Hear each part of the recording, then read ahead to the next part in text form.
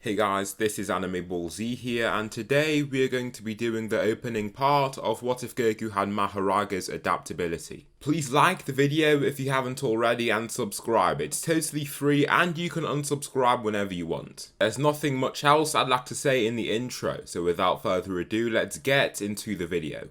Slick talker since a jet. Winter time, all the time, ooh, yeah. Look at the way that I move, swag. Disrespectful and I'm rude, okay. I had cocaine in the school. So I had to do a lot of research into what MAHORAGA'S adaptability was and how it works. I haven't read Jujutsu Kaisen. I tried to read as much as possible before starting this series, but I'm sure I know enough about what this ability is. So Goku is still born with the same power level of 5 as in canon, but once he is born, a weird wheel manifests that floats above his back and follows his body around. This is the Dharma Chakra wheel. Bardock and his family soon find out that it's indestructible, and no matter what they do, they can't seem to move or damage it. Just like in canon, Goku is sent off to planet Earth and Grandpa Gohan raises him. However, something interesting happens when Goku hits his head. He hits his head like usual and is hurt from it, but then his Dharma Chakra wheel starts to spin. His wound vanishes, and just like that, his head also becomes immune to blunt trauma of that sort. His healing is also retroactive, so Goku doesn't lose memory of his mission on Earth and things of that sort. As Goku grows up, Goku ends up getting his first spar against Grandpa Gohan.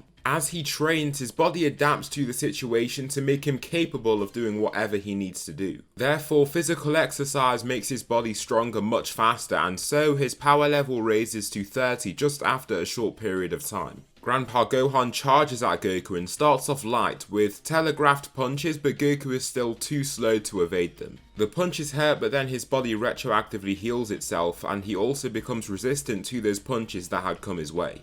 Grandpa Gohan sees this, then decides to up the gears, going full out. As more punches land on him, the adaptation simply gets even better, and eventually his body is resistant to the blunt damage from strikes entirely. Goku tries to fight back himself and throws a few punches of his own, but Grandpa Gohan can do nothing to hurt him, and Goku can't hurt his master either. That's because he's simply too weak to do so. While this dull exchange of blows continues, his Dharma Chakra wheel spins once again and his power level raises up to 250, well above Grandpa Gohan's strength. He lands one punch and wins his master entirely, dropping him to his knees. His training continues and his power level reaches 1000 before he even meets Bulma. When he trains to failure, his body adapts to the situation that it's in and learns to perform the task that he wishes to perform. MAHORAGA can adapt to any and all phenomena, so this just gives Goku a cracked ability. So, he ends up going on the same adventure with Bulma, but Pilaf can't land a finger on Goku whatsoever and lets him do what he wants in fear. Goku then trains under Master Roshi, but of course he is way stronger than his master, so he only really learns techniques. His power level remains about the same throughout this time, and he easily wins the 21st Tenkaichi Budokai without having to use his Uzaru form. He also keeps his tail, since there isn't a need to cut it off for now, and he solos the Red Ribbon Army. He easily gets the 4-star Dragon Ball back for himself, and he wins the 22nd Tenkaichi Budokai against Tien. He easily defeats King Piccolo and lets Piccolo Jr. live, since all he sees is an egg that flies off into the distance. He doesn't know where it is and can't be bothered tracking it down. Now, in this period, Goku trains under Kami and learns techniques like with Master Roshi since he is so strong. However, his lack of foes that match him mean that his body isn't really adapting to anything except his own solitary training. His power level climbs up to 5500 from this time because his training from physical exercise makes him stronger in real time. For Piccolo Jr., he beats him into a pulp and receives no injury himself whatsoever. He then forces him into solitude as he begs for his life, and Piccolo trains in isolation to hopefully get his revenge. Of course, that isn't going to be happening anytime soon. The 5 years of peace come around and Goku still has Gohan. Gohan doesn't have his own Dharma Chakra wheel, but has inherited a dulled down version of his father's adaptability. He has been given the ability to retroactively heal his body, and his adaptability is present, it just isn't as good. For example, Goku became resistant to strikes entirely after his first spar against Grandpa Gohan, but for Gohan, he might only learn to be resistant to Grandpa Gohan's punches. Gohan still isn't permitted to train with his father by Chi-Chi, and Goku doesn't train during this period at all. His power level remains at 5500 as a result, and then Raditz arrives on the planet. He arrives at Kame House and Goku exits to meet him, stopping him right away. So you do have that large wheel floating above you like father said. You do look just like our father Kakarot, Raditz says. Who are you? Goku asks in a threatening tone. A power level of 500 and you still talk to your older, stronger brother with such authority, Raditz says with a fake soft voice. You were given a mission to exterminate the people on this planet. Now I see that you're living with them. Have you forgotten your mission? Raditz asks. No, but nobody is going to die. I will not exterminate an entire planet of innocent people. This bold reply just makes Raditz chuckle. If you don't, then I'll happily take your role for you. Not a single being on this planet poses the slightest threat to me, even the less weak green guy I met earlier, he declares. Piccolo, Krillin says in surprise. If you lay a hand on anybody, I will pulverize you, Goku says, clenching his fists. Raditz gives off a chuckle before zooming forward. He throws a punch and Goku takes it. He falls back slightly, but his body simply absorbed most of the impact of that strike, while taking no damage whatsoever. Raditz stands there, briefly puzzled, but then tries to throw another punch, only to see Goku practically vanish. He punches right through the Kame House building and Goku stands beside him with no suppressions whatsoever. His older brother can't even believe the reading that shows up on his scouter and doesn't even turn around to face Goku. He reads 5,500 and immediately begins stepping away. If it was a full moon, I could have turned into an Uzaru and taken out all these people. How is he so strong? He's stronger than Nappa. No, the reading can't be true. His mind continues to ramble on and his heart starts racing just from seeing this reading. Perish, Goku says as he prepares to hit him. Wait, don't think this is over. Saiyans much stronger than myself will come to this planet in a year and kill all of you, even stronger than you, Kakarot, Raditz barks back.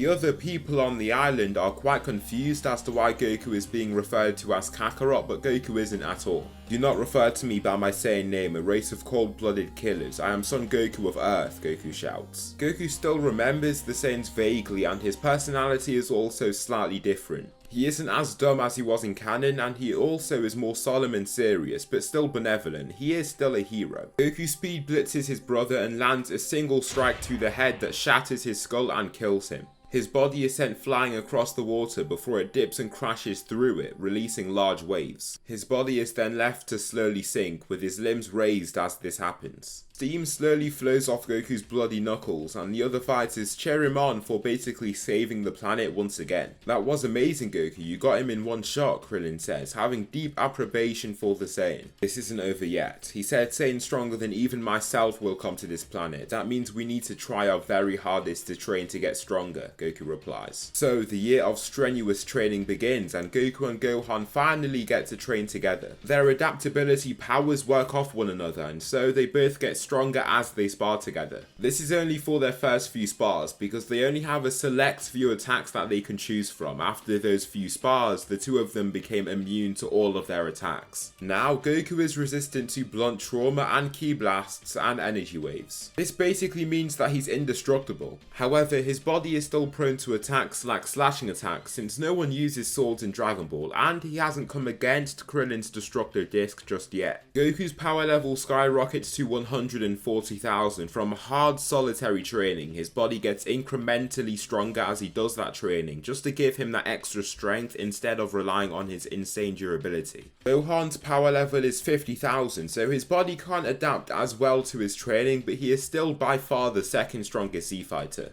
In just under 11 months, so earlier than the Earthlings expected, Nappa and Vegeta arrive on Earth and face these fighters. Krillin, Yamcha, Chaozu and Tien all have the same power levels as before, but Goku, Gohan and Piccolo are stronger. Piccolo's power level is now 4,500 from his much harder training, and Goku pretty much forced him to help the fighters fight the incoming Saiyans. He knows he is too weak to say anything to him and feels very humiliated when he is ordered around. But there isn't anything that he can do, so he just must let it happen. You all have power levels under 3,000, at least you're stronger than our Cybermen, Vegeta says, before stepping back. Nappa, take them all out, Vegeta commands. My pleasure, Nappa says back, with a bloodthirsty chuckle. He zooms at the group of fighters and the Earthlings can't even respond to his movements. Piccolo is even on edge from how fast the warrior seems to be moving, but then Gohan takes the chance to land a punch of his own. His power level spikes and Vegeta is taken aback by the reading of 25,000 he gets on his scouter.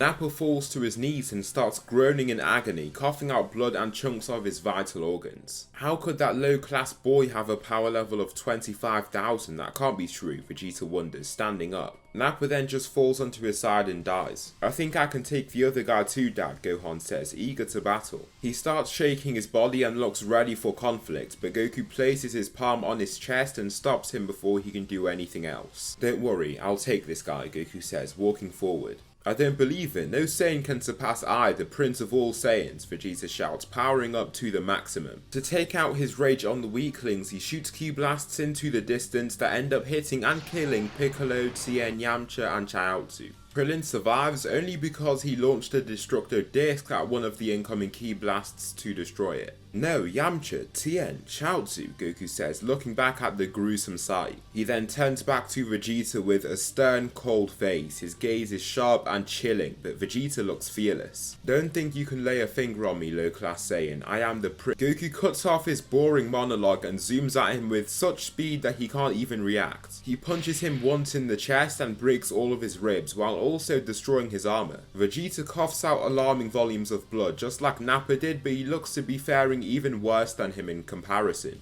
He falls onto his side but seems to have a lot more rigor than his partner as he remains conscious and even gets back onto his hands and knees. Kakarot, I won't do any more harm here. Spare me and I will leave this planet at once, Vegeta pleads, before going into another intense loud coughing fit. Fine, you don't even look in the shape to do harm to anyone anymore. Leave this place and never come back, Goku roars. Vegeta nods weakly before slowly lifting into flight using all of his strength to escape back to his pod. In minutes, they see a space pod shoot off through the skies and into space, and the remaining fighters regroup and talk about how they could go about reviving their friends. The group settle on Namek, and the spaceship that Kami came to Earth in is found so that they can head there. They head there with Bulma to navigate the ship, and they get to Namek in the same amount of time as in the canon. They arrive with suppressed power levels of around 100, so all they attract are some foot soldiers to see the origin of the power. The Z fighters easily destroy these soldiers, and things start getting very interesting when Gohan and Goku go off in the location of a specific Dragon Ball. They watch Dodoria mercilessly taking out different Namekians, and just like before, Gohan can't stand to watch it. He zooms down there and Goku rushes in, scared for him. Gohan punches Dodoria in his face so hard that he knocks him out on impact, while also making him crash into a building. Goku lands shortly after, while Gohan takes Dende and steps away from the incoming Zarbon. Zarbon throws a multitude of attacks at Goku, and they are swift, but he is too slow to hit him. Once Goku sees a tempting opening, he lands a punch square on his chest that brings him to his knees. You are both weaklings. You should be ashamed of yourselves, Frieza shouts to his fallen men. Goku is taken aback by the key signature he feels from Frieza, but he is not scared. His body is resistant to anything that he could throw at him. You dare stand against me with such a gaze? I shall make you Saiyans pay for what you've done here, Frieza says, hopping out of his pod. At first, he was willing to call the Ginyu Force, but after seeing the people that he oppressed stand against him as if they are equals, he is more than willing to take their lives himself. He soars toward Goku and the Saiyan can't even perceive his movements. The punch lands on his stomach and he feels the weight of it, but he feels no pain and receives no injury. Frieza continues with even more punches, but Goku acts like an indestructible wall. Slowly stepping back, he still takes the punches, and the fact that he is doing so infuriates Frieza even more. His assault comes to an abrupt stop and Frieza just looks upon Goku with a glare of confusion and shock while panting.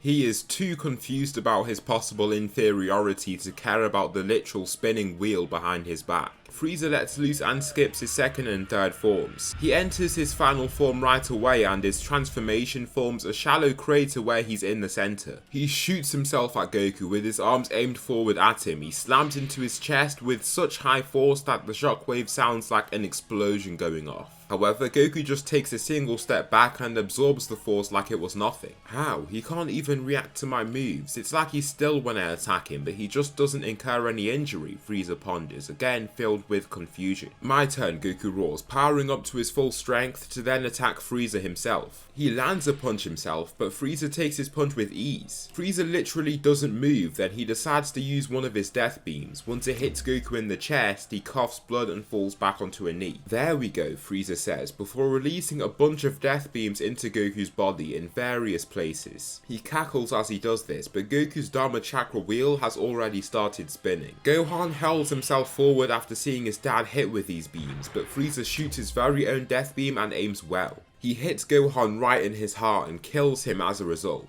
His body comes sliding beside Goku and his corpse slows to a stop right by Goku's left side. Goku, covered in his own blood, continues looking at the ground with his face covered by his hair. From his position, Frieza assumes that he's dead. However, behind his hair, Goku looks upon his son with gritted teeth and flashing blue eyes. The ground starts to rumble and Frieza can't sense energy, so he can't pinpoint the source right away. However, Goku's hair starts to rise and his power level is doing the same as his body adapts. Because he physically couldn't injure Frieza when he desired to with his first punch, his body has adapted to that phenomenon and his power level before transformation reaches 70 million. He raises to his feet and growls while rocks around him starts to float. Frieza just watches on, frozen. The very legend that he tried his very hardest to destroy is materializing. The legendary Super Saiyan. No way, Vegeta says, watching on from the skies. Nail turns in the direction of this growing key signature from Guru's place. Is that Frieza? No, the key is not evil in nature, it must be a resistor, but who could that possibly be, Nail wonders. Goku roars and his head turns to gold as he enters his Super Saiyan form. His power level is now at 3.5 billion, but Frieza still tries to use his death beam. This time it just reflects off his chest and hits himself in the shoulder, making him hiss in pain. I'm going to destroy you now, Frieza, Goku says before raising his palm. No matter what you've become, nobody can take down the almighty Emperor Frieza. Try me, Frieza shouts back before receiving a punch to the stomach. Goku's fist just goes right through his body entirely and Goku leaves the tyrant there to squeal and writhe in pain. Seconds later, his movements come to a grinding halt and the Emperor is taken down by none other than Goku. Following this, the Frieza soldiers almost rejoice. They were ruled with fear, and now that they are free to do as they please, they all leave the planet and just head back to their home planets and things to further spread the news. The Super Saiyan, a low-class Saiyan, inherits the power of the legend and not I, Vegeta roars in his mind. In reaction, he explosively flies away while clenching his fist so hard that blood comes out of it. I promise that I will take you down, Saiyan. You have humiliated me one too many times now, and I won't be humiliated like this ever again, Vegeta declares. Goku is rewarded with the Dragon Balls of the planet, and so he revives his son Gohan and Piccolo. Following this, the Earth Dragon Balls are used to revive everyone that died due to the actions of the Frieza army, and this pretty much brings the Namek saga to an end. Since their ship was destroyed by the foot soldiers like in the canon timeline, Bulma and the group must take Frieza's ship back to Earth. Just like before, a diversion is made and they arrive on Yardrath, therefore they take the time to learn the techniques that they have in store for them. However, in hours, Goku manages to learn everything that they could have in store for them. For the rest of the time, he just becomes more accustomed with the techniques and tries to further his fighting styles and strength. After this year of training, his power level climbs to 140 million just off his own training, but it's now very hard for him to find the limits to his body through just solitary training. Also, there isn't anyone stronger than him for his body to adapt to in a spar. As they return to Earth, the group meet the likes of King Cold and Mecha Frieza. He has a mechanical abdomen due to the attack that Goku threw at him, but Goku is not afraid of them at all.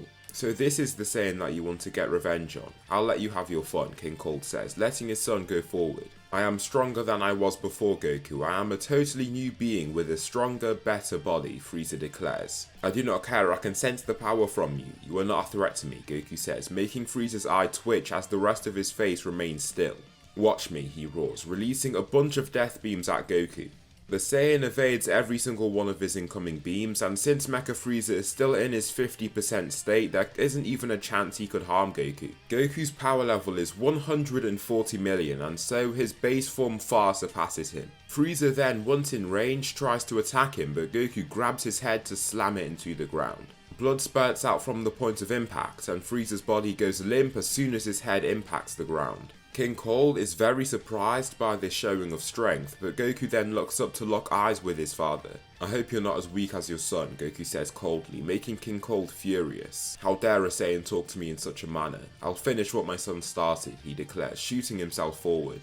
King Cold has been blinded by rage and can't even consider the fact there is logically no way that he can win. He throws a bunch of heavy blows onto Goku's body, but he doesn't move in reaction. Goku's body is finding even better ways to be resistant to blunt trauma over time, and now his body doesn't even move in reaction to these blows. Goku then shouts and enters Super Saiyan before punching his father in the stomach, also going through his entire body. As Goku takes down King Cold, Future Trunks lands next to him. Future Trunks seems a lot more solemn this time, and he looks more muscular than his canon counterpart. "Who are you?" Goku asks. "So you're Goku, you really are as strong as they said you were. You could probably fight me in just your base form," Trunks states. "Who are you supposed to be?" Goku responds, slightly startled. "Fight me," Trunks shouts, entering his Super Saiyan state. He rushes toward Goku and slashes down with his sword, but Goku enters Super Saiyan and stops it with his finger, just like how he did in canon. "He's a Saiyan, a Super Saiyan, just like Goku," Krillin says, surprised. Following this point in time, Goku and Future Trunks go off to talk to each other in isolation. "As much as you want to believe otherwise, I am from the future. In 3 years, androids will come to this planet and take you all down," Future Trunks states. "That's impossible," Goku replies. Goku knows that he isn't omnipotent, but his body hasn't received externally inflicted damage since his time with Frieza. Nobody has managed to hurt him except for himself, so he believes that even if these opponents are stronger than him, they shouldn't be able to damage him in any way. "I know, you have a weird ability that probably hails from that wheel when it spins, but you and even your son are killed. Everyone dies." "The androids were too fast for father to recall anything that happened," Trunks says.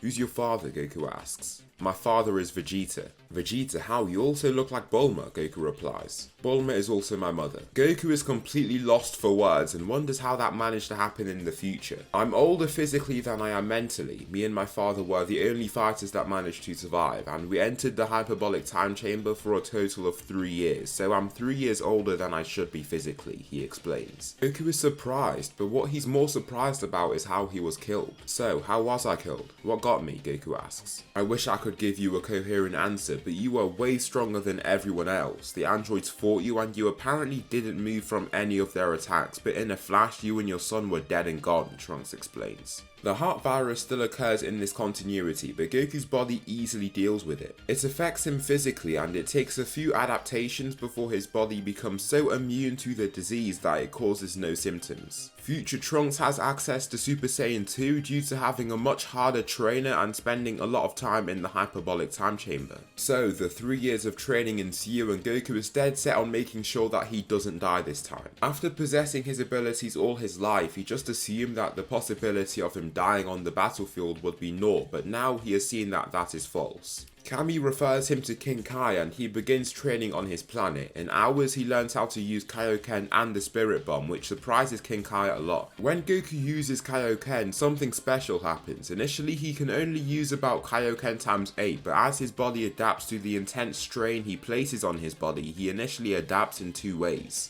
First, his power level increases. Second, his body gains better stamina and endurance. Soon, in days, Goku can already use Kaioken times 20, and after a fortnight, he combines Kaioken with Super Saiyan for the first time. After doing so on numerous occasions, it eventually feels natural for him, and he continues incrementally using higher levels of Kaioken to hone his endurance. His power level starts to plateau as his body almost realizes that a more efficient way of using Kaioken would be to independently increase endurance and not his power level also. After just a month of training on King Kai's planet, he gains a power level of 1.5 billion and can now use Kaioken times 50 with Super Saiyan. He remains on the planet for a time and his power level rises to 2.5 billion in his stay, and after about a month and a half he returns to Earth. The other Z fighters are all training their hardest and Gohan is having the most progress. He gains a power level of around 1 million by the time Goku returns, and his power continues to rise at this incredible rate as time passes. About 2.5 years pass and the group have made some considerable progress. Goku's power level is now at 9 billion and Gohan's has skyrocketed up to 15 million. Goku has gained access to Super Saiyan 2 and Super Saiyan 3. His greater endurance has had a side effect here in that Super Saiyan 3 feels pretty much natural to him. Super Saiyan and Kaioken together should logically be more strenuous than Super Saiyan 3, and if Goku can add Kaioken times 100 onto Super Saiyan, Saiyan, it really shows that this form is nothing to him now.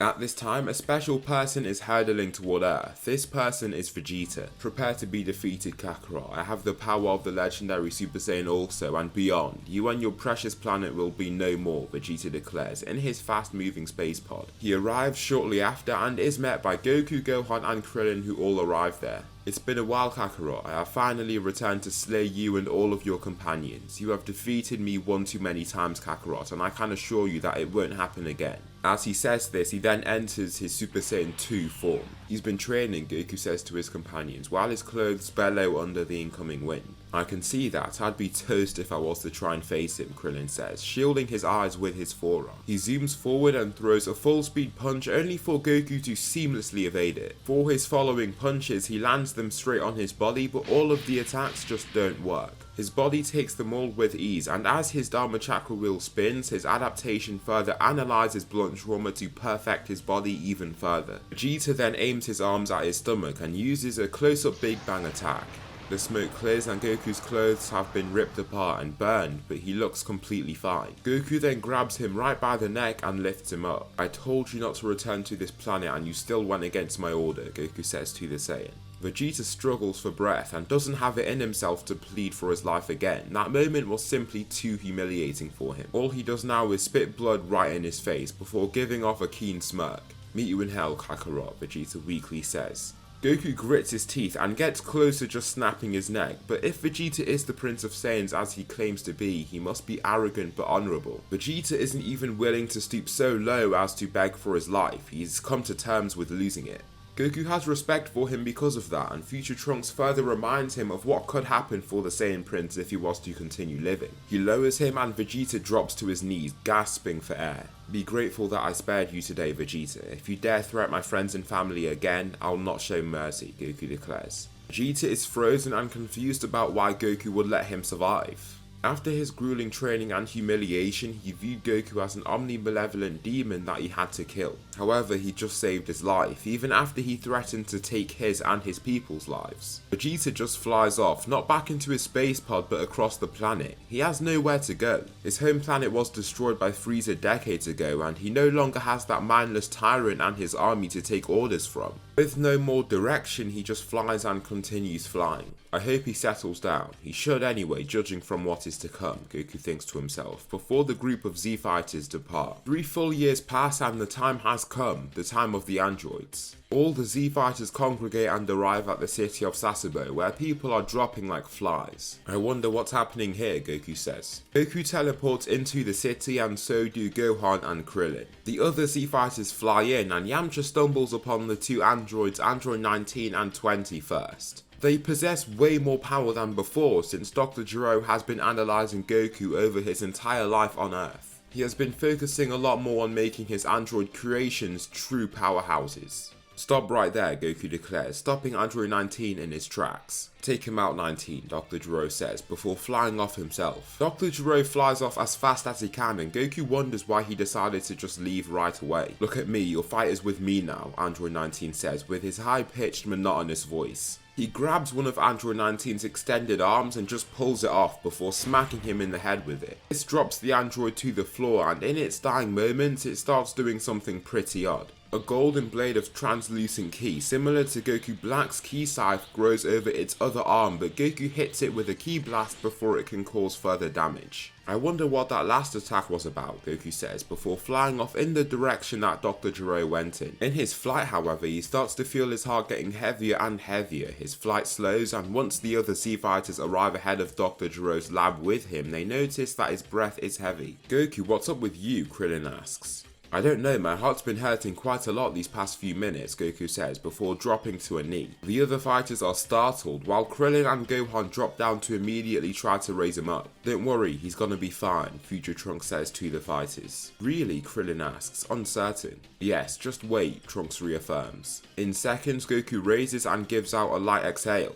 I feel much better now, Goku says, while his Dharma Chakra wheel is spinning. It starts healing his body and his symptoms fade by the second. Suddenly, the metal opening comes flying off and the two androids 17 and 18 are stood there. Greetings, Goku, 17 says, before leaping forward to grab him. He leaps into the air, then catapults him hundreds of meters away. 17 and 18 then dart forward and follow after him. Now those are the androids I know. Stop them before they get to Goku, Trunks shouts, entering Super Saiyan 2. He zooms up into the air, then Krillin and Gohan both nod to each other before using instant transmission. Goku crashes through a mountain before coming to a grinding halt, then the two androids land ahead of him. They know not to hit me and they know my name too, Goku whispers to himself. You're not alone, Gohan states, appearing beside him. Move aside, Gohan and Krillin. This is not your fight, Android 17 shouts. Make us then, Gohan boldly replies. 18 scoffs, then steps forward and creates two spinning yellow discs, just like Krillin's Destructo disc. She hurls them at Goku with such speed that since he is in his base form, he doesn't see them right away. Gohan's power level is incredibly low, and so the first disc cuts off his arm, then the second cuts him from his right flank up to his left shoulder. He is killed just like that, and more discs come hurtling toward Krillin.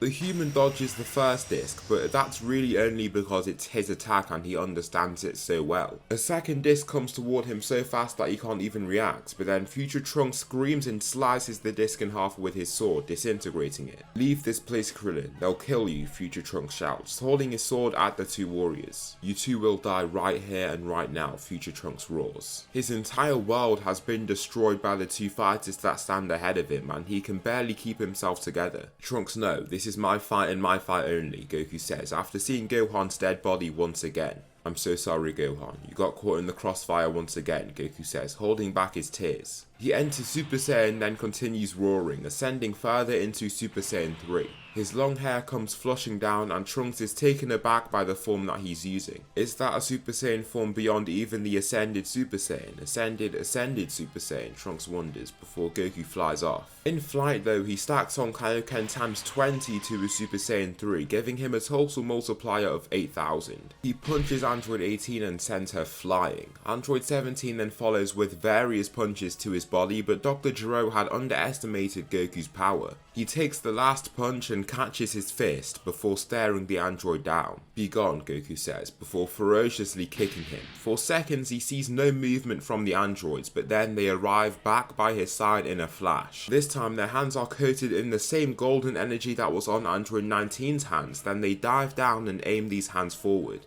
They aim for his heart, but Goku is clocked on. He readjusts his body position at the last second before he is hit by the sudden stabbing, making him cough out volumes of blood. He falls out of Super Saiyan 3 and Kaioken before falling to his knees. There we go, Goku. You were such an easy kill, Android 17 boasts, while he continues to look weaker and weaker. I wonder what that wheel's about, Android 17 thinks, watching it spin along. They remove their daggers and Goku's body falls right over and he is seemingly dead. They can't sense ki, so they don't know for sure, but he isn't moving at all and they believe they hit him in the right place. Just as that old man programmed us to do, Android 17 jokingly says. However, they turn to see Goku standing with his head down. Blood drips from Goku's wounds, but on further inspection it seems that the wound has completely faded and the blood is just the remaining blood on his skin. Goku erupts in his golden ki once again and the ground rumbles upon his release of energy. Everyone else watching this fight from afar can barely move as they feel this pressure. Is he really that strong, Trunks wonders, feeling the area shake under the pressure. Kaioken times 100.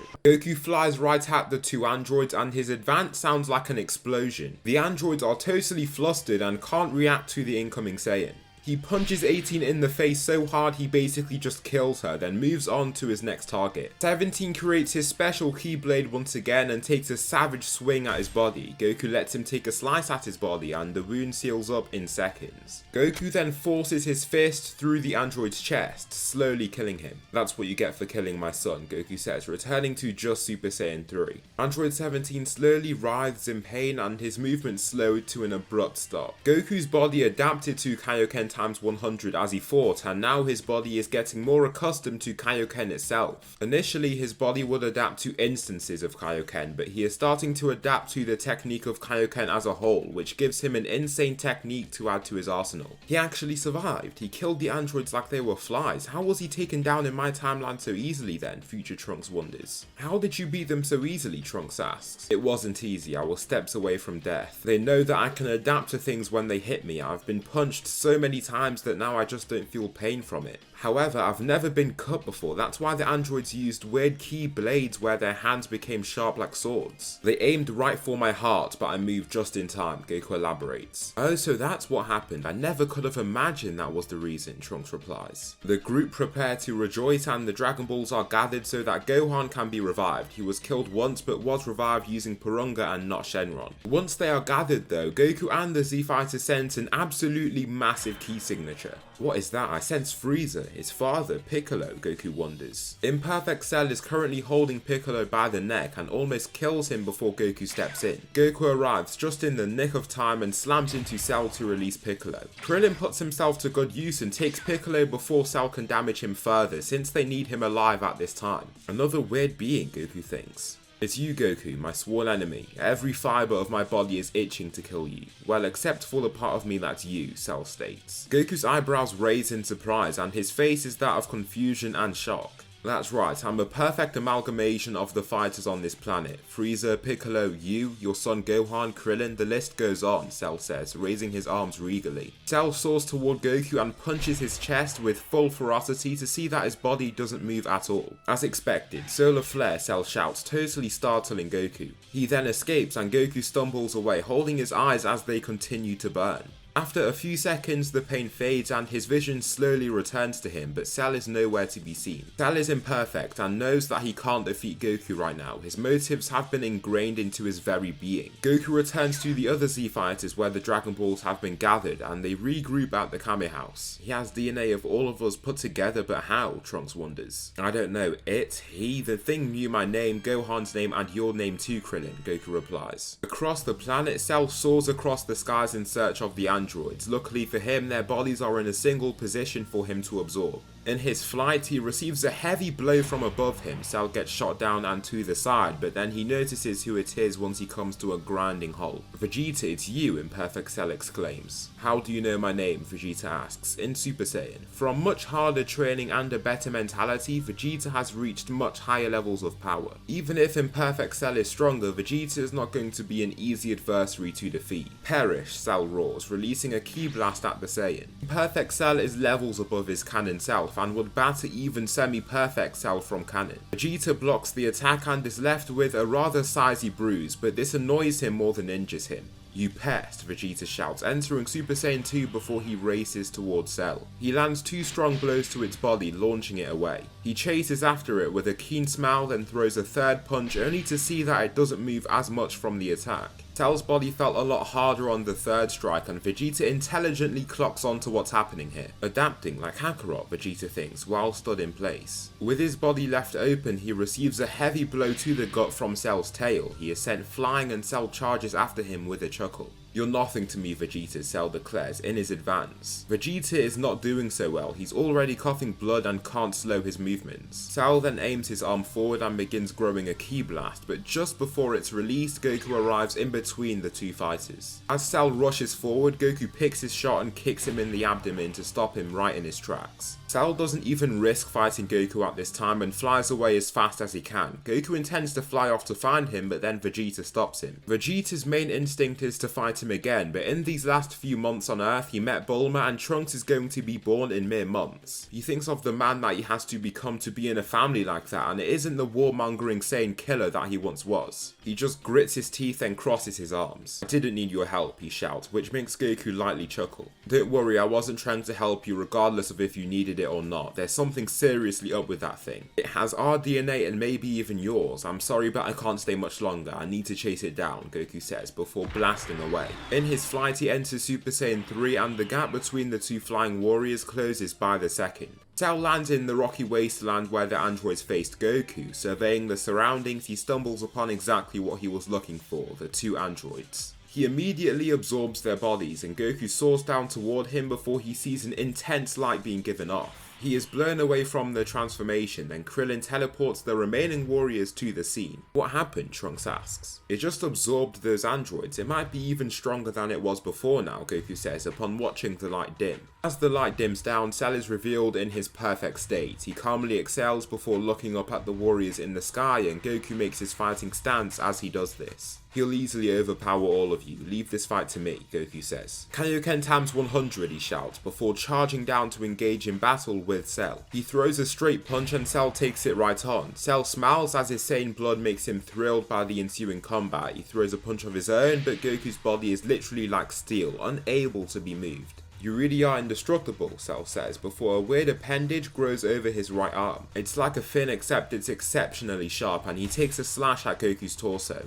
Goku's body hasn't been hit by slashes a lot of times in the past, and so his body isn't so resistant to slashes that it does no damage. It still does damage, but now there is no way that he can be killed by such attacks. He draws blood as expected, but nothing really happens as a result. Cell continues with his heavy assault, and the other fighters can't even perceive the fight that they are witnessing. All they feel is the ground shake upon the exchange of blows, and they can also hear the attacks being thrown, which sound like gunshots and explosions. Goku is totally resistant to blunt trauma, and Cell, due to possessing a slither of Gohan's DNA, cannot be killed by such attacks also. However, he can be injured by those attacks still. Goku is aware of his ability and knows that simple punches and kicks will only wear Cell down for a time before he adapts. So that isn't his main focus. The two fighters become immune to each other's strikes, and Cell even seems slightly tired after their exchange of blows. However, Goku doesn't look the slightest bit exhausted, even after using Kaioken times 100. His Kaioken fades and both fighters just look at each other. Goku believes that he can't just kill this being if he is like him, and Cell believes the same. Well, this fight has gone on long enough. Goku, I was built to kill you, and I know more about you than yourself, Cell says, as more weird appendages start to grow from his body. So what have you been doing these past few minutes then? Goku asks, unbelieving of his claim. Cell just chuckles before he walks forward. As he does so, a weird green substance drips over the appendages that grow from his body. Then he aims an arm at Goku. I know everything. I am a perfect being and I get exactly what I want, Cell says, before dashing forward. Kaioken times 100, Goku hastily shouts, but it's too late. He isn't able to react in time, and Cell lands 2 slashes to his body before following up with even more swift slashes that the other fighters can't even perceive. He should be fine, right? Krillin asks, looking at Trunks. That was different. Cell seemed a lot more confident and Goku seemed a lot less confident. He might have actually done something, Trunks states. No way, Krillin replies, in surprise. Goku's skin starts to get covered with green veins as the substance enters his bloodstream. He coughs up blood to see the green substance within his blood, and his eyes look weak and dead. Goodbye, Goku, Cell says, waving to the Saiyan. He returns to his base form and his vision becomes incredibly blurry, then he seems unconscious. The warrior has been killed. Now what's left is for me to destroy this whole solar system, Cell declares, rising to meet the other fighters. Goku's Dharma Chakra wheel is spinning, but there is no movement from Goku. His face remains planted in the ground and the others assume that he's been killed. That doesn't matter, I'm not going out without a fight, Krillin shouts, powering up as much as he can. Me too, Trunks says, entering Super Saiyan 2 while unsheathing his sword. Cell charges at the two, and in reaction, Krillin just shouts and throws out a punch. For Spirit Fission, he shouts, with his eyes totally closed. He lands the punch on Cell's chest, and Android 18's body comes flying out from him. His body returns to its semi-perfect state, then he lands a second attack that knocks Android 17 out of him also. Whoa, it worked, Krillin says, while laughing. Cell tries to attack Krillin, but Trunks gets in the way and manages to land a nice slice to its body that digs deep and cuts into bone. Now's our chance, go full throttle, Trunks says, before shouting as loud as he can. Across the battlefield, Goku suddenly wakes up. Dr. Gero's major fault in his plan was that he underestimated Goku's speed of adaptation. The poison remains in his body and it still does grave damage, but his body has covered the first stage. Now he can't be killed by it. He continues coughing blood and it feels like he's dying, but as time passes, the pain feels weaker and weaker. The green veins across his body soon fade and the Saiyan returns to his feet. Cell, while holding Trunks' sword away from his body, turns to see Goku staring at him from a distance. Goku's alive, Krillin shouts, while Cell turns to face him, totally frozen. Goku powers up into his Super Saiyan 3 form and looks at his body in surprise. He seems much stronger than before, and that is true. Kaioken times 150, Goku shouts, entering the new form. The strain he feels on his body is very heavy, but he doesn't need much time. Raising a hand, he shoots two laser-like beams of ki at Cell that both pierce him in the chest. The bio-android coughs out blood and already begins descending, but Goku is not finished. As he slowly falls from the sky, Goku teleports to arrive in front of him and lands a punch that launches him hundreds of meters away. The shockwave released from his punch is akin to that of an explosion, but Goku chases him down like a starved predator chasing its prey. He is relentless with his attacks, and since Cell has been reverted to his imperfect states, there is nothing that he can do now. He receives heavy rattling blows, and Goku doesn't seem to be stopping anytime soon. His body has adapted to the power of Kaioken times 150 now, and it doesn't seem to be giving him much strain at all. Cell gets pinned up against a gizzard rock and Goku just walks him down. Cell continues retreating with widened eyes from fear. He suddenly hits the gizzard rock and intensely surveys his surroundings, hoping to find a route for escape. There's nowhere to run now, Cell. You almost got me, I admit, but your poison was too weak, Goku says, punching him in the gut. Cell coughs up blood and immediately drops to his knees, gasping for air. He grasps onto his stomach as hard as he can and feels like he's going to throw up his organs. Goku then charges his Kamehameha wave right in front of him, then aims it forward with full ferocity, releasing the energy wave. It fully engulfs Cell and shaves off a large portion of the ground around him. The spectating warriors must flee to not get caught in the wave of heat and power, and the pressure is immense. The light released is utterly blinding, and all the warriors can do is fly away as fast as possible. Cell has been destroyed, even down to the cellular level, and so the threat of Cell has been totally removed. Goku returns to his base form after the commotion, and the fighters rejoice at the event that has taken place. They summon Shenron, and a few things happen. First, Gohan is revived using Shenron, since he was revived with Porunga the first time he died. Goku is more than elated to have his son return to him, and vows to make sure that he is never killed like that again.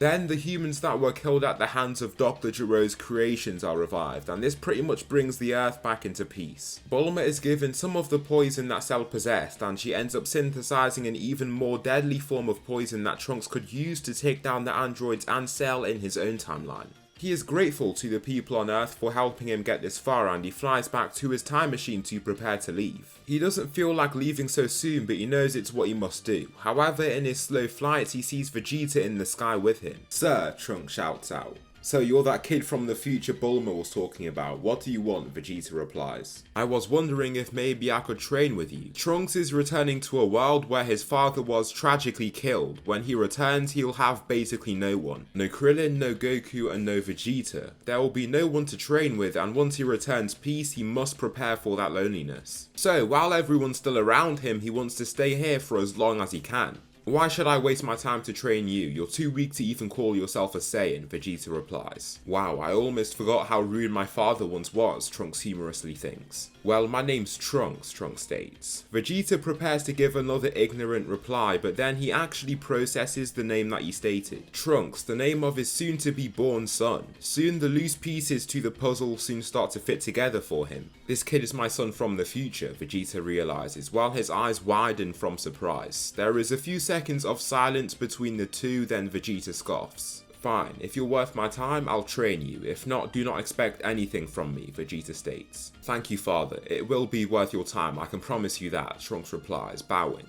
"We'll see about that," Vegeta replies. The two warriors then enter the hyperbolic time chamber together, and Vegeta soon realizes that he is having a lot more fun than he expected. Vegeta is still quite closed off and doesn't really open up to Trunks that much, but is certainly having a good time fighting him and training with him. They both grow stronger by a lot, and Trunks gains access to Super Saiyan 3 while in the chamber. Vegeta does the same, and after this year in the time chamber, Trunks decides that it's time for him to return home. With the power that he has now and the poison he has gained from Bulma, he is sure that he could take down the foes that reign over Earth in his timeline now. He bids his farewell to his father and the other Z-Fighters, who all wave at him as he returns to the future. With this, the Cell arc is brought to a close. Now what comes is the 7-year training period between the Cell arc and Buu Arc.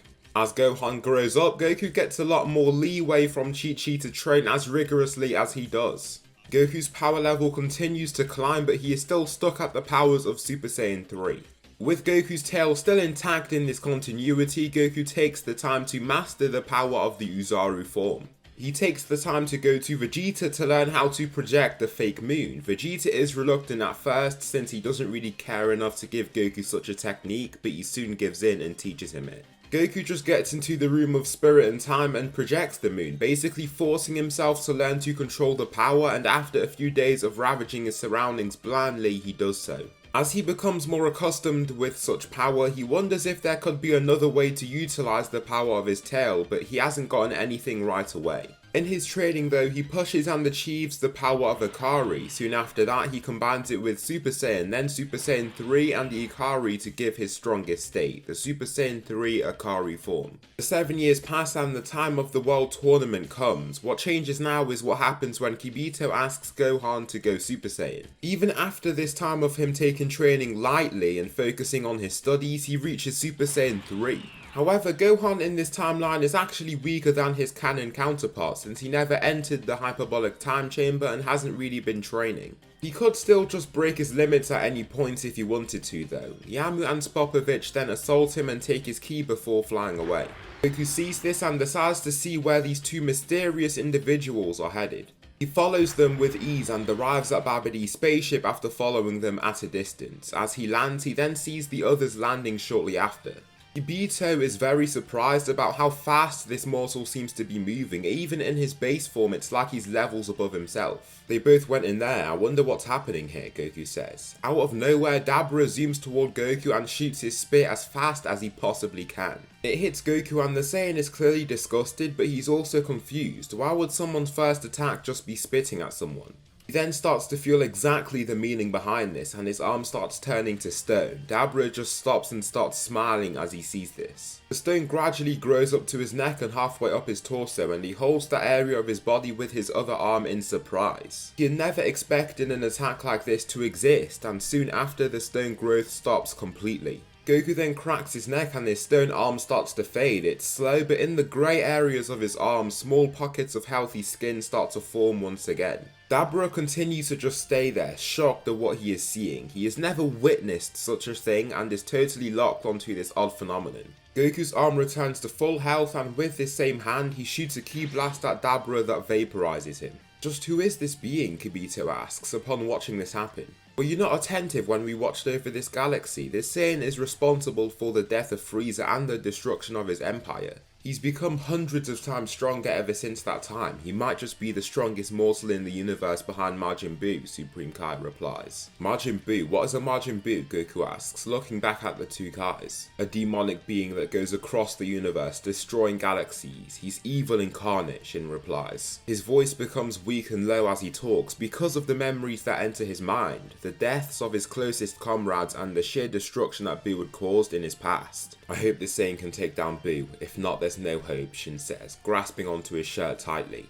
Babidi knows these warriors could take down Pui Pui and Yakon, but he just needs a little more energy to activate Buu. Therefore, he lets the warriors in, and the same warriors take down these enemies. Just Goku Super Saiyan transformation against Yakon releases vast amounts of energy that makes Yakon explode. Then this energy is captured by Babidi and the sealed ball is ready to open. Babidi teleports the other warriors to the location of such sealed ball, and Gohan attempts to destroy it right away. Wait, let's see what it is, Goku says, holding his arm down. As much as Goku wants to protect the Earth, I mean he does, he is also eager to see just who this warrior is. He hasn't fought anyone on his level since Cell 7 years ago. He is eager to face a strong fighter once again. Majin Buu is revealed and Goku seems very unsatisfied with what he's seeing. However, he remains vigilant since he knows that Shin's worry had to be warranted. Majin Buu bangs his chest childishly before zooming toward Goku. Goku finds it very easy to handle the attacks that Majin Buu hurls at him. As a first, his body is resistant to blunt trauma, and second, he's just way stronger than Buu is currently. The attacks don't harm him at all, and Buu then abruptly stops. The Saiyan stops too, then a pink beam of energy is shot toward him. He evades it right away, then the person behind him is caught by the beam. This person is Gohan.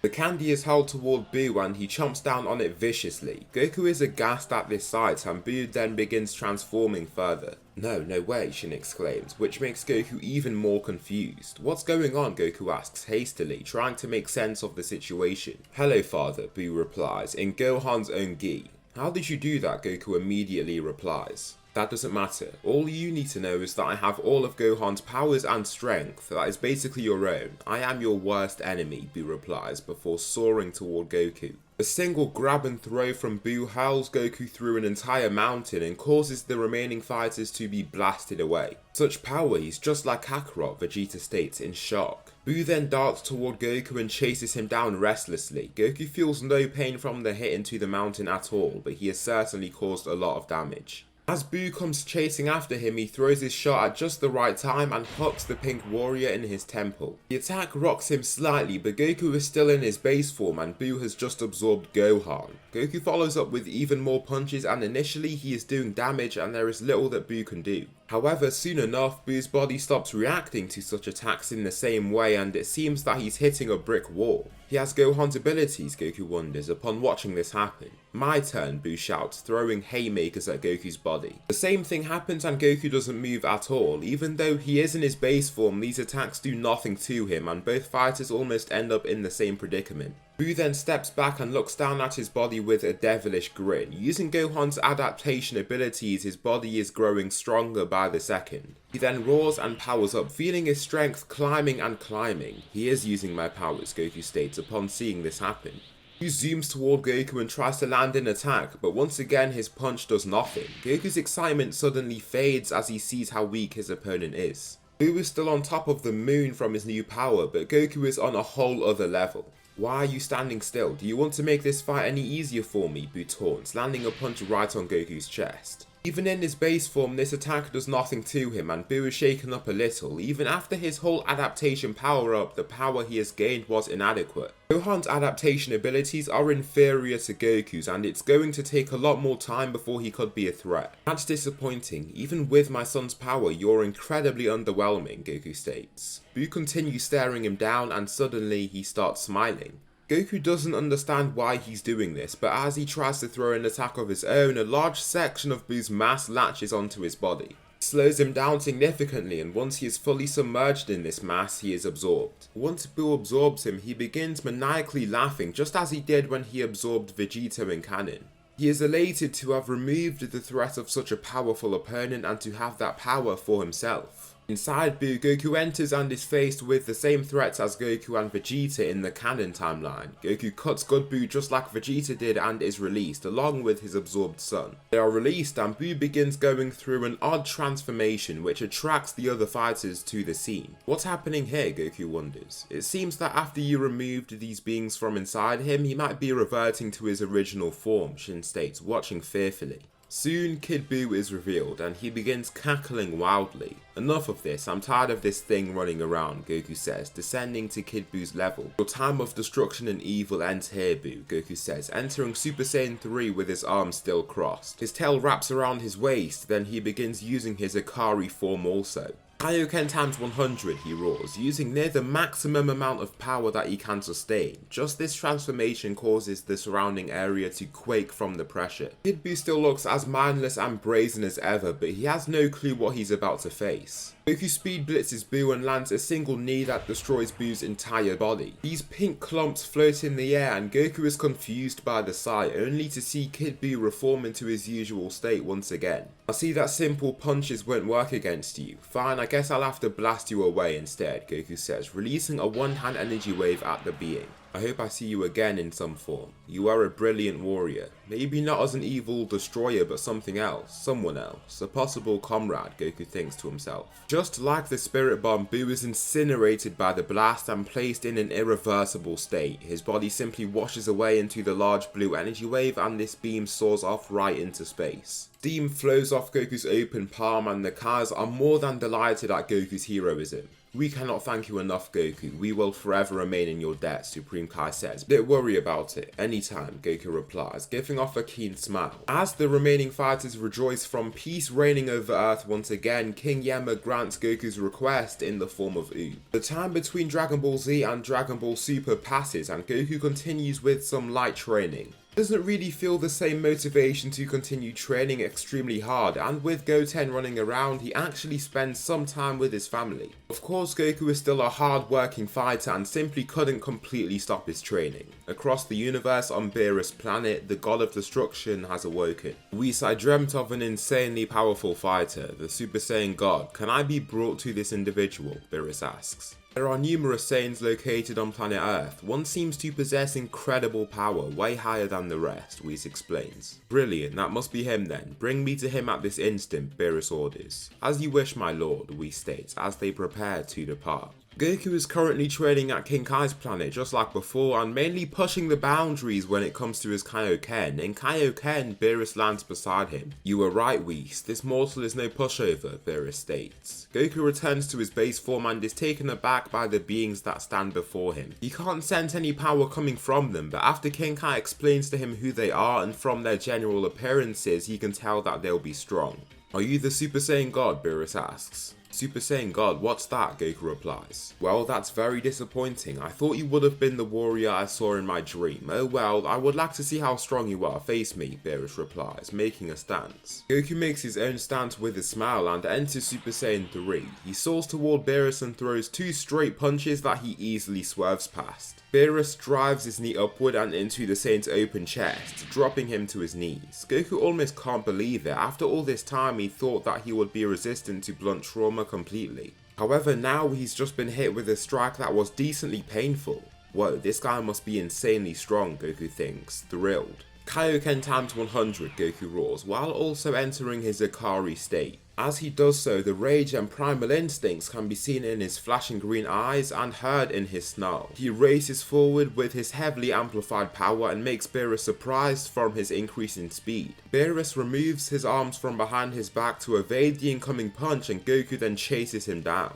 He continues with relentless punches and kicks, but Beerus can dodge or parry every single one of his incoming attacks. Finally, Goku lands a straight punch, which somehow makes Beerus step back in reaction. Is this being not the Super Saiyan God? He must be. How would he be unaware of it, Beerus thinks. Goku's form that he's in is relative to, if not stronger than Super Saiyan God, and with a vastly stronger base state, he is giving Beerus one of the best challenges of his life. Okay Saiyan, you are no pushover, let's begin, Beerus says, erupting in his crackling purple energy. Goku then charges right at Beerus once again and the two beings clash. Beerus and Goku exchange blows, but Beerus notices that Goku doesn't move from such blows. It's like his body simply doesn't react to them. Beerus isn't reacting to Goku's punches either, but this is only for now. Falling back slightly, Goku's Dharma Chakra wheel continues spinning and his power begins to skyrocket. King Kai's planet starts rumbling and Goku's power only continues to rise. Beerus can't help but smile as he sees this happen. He's going to destroy my planet, King Kai calls out upon seeing this power up. Fine. Goku, we shall continue our battle elsewhere, Beerus declares. Goku then stops powering up and returns to his base form. Why, I was just getting started, Goku replies. This planet is too small to handle your emission of energy. We have already destroyed half the place. We shall continue this battle on your home planet, Earth, Beerus states. Goku kindly takes the gods with him using instant transmission and Beerus is sad to see that there is no god of destruction on Earth. However, just like in canon, Goku gains the power of Super Saiyan God. His body feels invigorated in a totally different way and Goku can't wait to continue his battle with Beerus. Both fighters ascend into the skies and continue their brawl. Beerus can't seem to break through Goku's defenses and neither can Goku do the same to Beerus. Goku is currently too weak to take down Beerus and Goku's body is far too durable to take any damage from Beerus' attacks anymore. However, the fight takes a sudden diversion once Goku's body absorbs the power of God Ki and retains it. Goku shouts as loud as he can and the emission of power is insane. Beerus is stuck in place as he sees this and almost can't believe what he is witnessing.